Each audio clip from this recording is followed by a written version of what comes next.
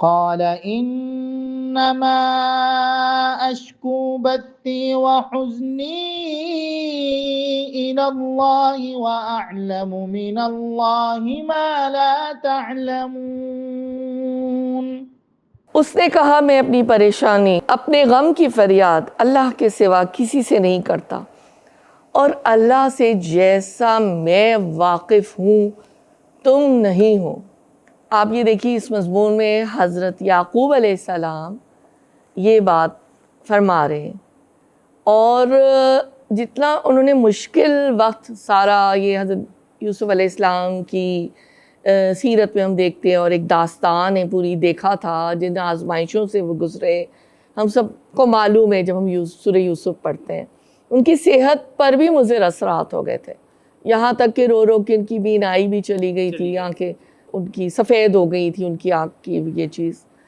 تو یہ تو خیر چلے ایک بات ہو گئی، لیکن آپ یہ دیکھیے کہ کیا میسج حضرت یعقوب علیہ السلام ہمیں دے رہے ہیں سورہ یوسف کے ذریعے سے، قرآن کے ذریعے سے، کہ ان کی آہوزاری اور ان کی پریشانی دیکھ کر بھی جو ہے نا حاسد بیٹوں کو ان پر رحم نہیں آیا، اور الٹا جو تھے وہ اپنے باپ کو ملامت بھی کرتے تھے، کہتے تھے کہ آپ جو ہیں اس قصے کو آخر چھوڑ کیوں نہیں دیتے۔ آپ حضرت یوسف کا ہی ذکر کرتے رہتے ہیں، تکلیف پہنچاتے تھے ان کو بار بار کہ آپ حضرت یوسف کے غم میں جو ہے کہیں اپنی جان ہی نہ گلا بیٹھے، اپنی جان سے ہاتھ نہ دھو بیٹھے، ایسی ایسی باتیں ان کو نا وہ یہ کہتے تھے۔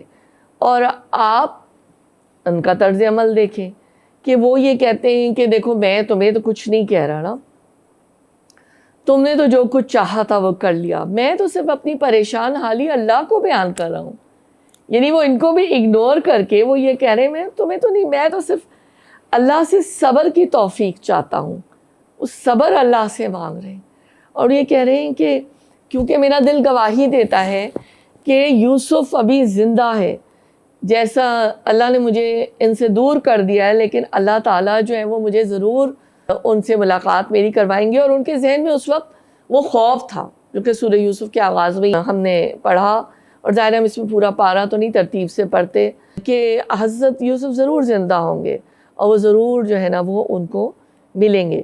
تو سوچنے کی کیا بات ہے کہ وہ یہ کہہ رہے ہیں کہ میں تو صرف اللہ کے سامنے اپنا مقدمہ رکھتا ہوں، ٹھیک ہے، وہ یہ بات یہاں پر بتا رہے ہیں۔ اب تفسیر ہم پہلے تیسر القرآن عبد الرحمن کیلانی صاحب کی بہت ہی عمدہ تفسیر ہے، اس کے حوالے سے کچھ نکات ہم دیکھ لیتے ہیں کہ وہ لکھتے ہیں کہ اللہ کی رحمت سے ایک تو مایوسی کفر ہے۔ حضرت یوسف علیہ السلام کے بھائیوں نے حضرت یعقوب علیہ السلام کو مسلسل ملامت کی، اپنے باپ کو ملامت کرتے تھے اور کہتے تھے آپ یوسف کے قصے کو چھوڑ کیوں نہیں دیتے۔ کبھی کہتے تھے کہ آپ اتنا زیادہ روتے ہیں، غم کرتے ہیں، فریاد کرتے ہیں، کہیں آپ اپنی جان ہی نہ کھو بیٹھے۔ تو آپ یہ دیکھیے کہ جو محبوب باپ ہیں وہ کہتے ہیں میں تو تمہیں کچھ کہتا ہی نہیں ہوں، میں نے تو جو چاہا تھا کر لیا۔ وہ تو نصیحت بھی انہوں نے ہمیشہ ہی اپنے بچوں کو کی نا، بیٹوں کو جو کہ سوتیلے تھے، لیکن میں تو صرف اپنی پریشان حالی کا جو ایک معاملہ ہے وہ اللہ تعالیٰ کے دربار میں اللہ کے سامنے پیش کرتا ہوں، میں اللہ سے صبر کی توفیق چاہتا ہوں۔ تو میں بھی یہ چاہوں گی کہ ہم انہی پوائنٹس پہ ہم سوچیں، اور آپ کے سوالوں کے جواب بھی انشاءاللہ ہمیں ملتے جا رہے ہیں۔ اب ایک اور تفسیر اور تدبر القرآن جو ہے بڑی خوبصورت تفسیر ہے، اس کے چند نکات ہم لے لیتے ہیں، اور اس میں بھی ظاہر ہے اسی طرح کی بات الفاظ کی تبدیلی کے ساتھ ہے۔ وہ یہ کہتے ہیں یعقوب کہ دیکھو میرے غم و علم پر مجھے ملامت نہ کرو، میں اپنی پریشانی اور غم کا شکوہ صرف اللہ ہی سے کر رہا ہوں، کسی اور سے نہیں۔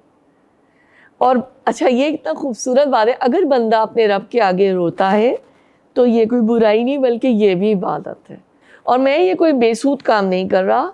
خدا کے معاملے میں تمہارا تجربہ کچھ اور ہے اور میرا تجربہ کچھ اور ہے۔ میں خدا کی طرف سے وہ باتیں جانتا ہوں جن سے تم آشنا نہیں ہو، میرے حال پر مجھے چھوڑ دو، میں اب رب کی رحمت سے مایوس نہیں ہوں۔ کل جب میں پڑھ رہی تھی تو مجھے اتنا رشک آیا ان جملوں کے اوپر، ان مکالموں کے اوپر، یا جو بھی آپ اس کو نام لیں کہ حضرت یعقوب علیہ السلام کا آپ اللہ سے تعلق اور ان کا آپ اعتماد دیکھیں، ان کا آپ سکون دیکھیں. وہ یہ کہہ رہے ہیں، میں ریپیٹ کروں گی اپنے آپ کو، کہ میں وہ باتیں جانتا ہوں جو تم نہیں جانتے، تم آشنا نہیں ہو، مجھے میرے حال پر چھوڑ دو. یعنی اللہ سے آپ ان کی لا دیکھیں اور اللہ سے امید دیکھیں آپ کہ وہ مایوس نہیں ہے اتنی مشکل حالات کے باوجود. کتنی کمپلیکیٹڈ سچویشن ہے نا ساری حضرت یوسف علیہ السلام کے ساتھ جو معاملہ تھا.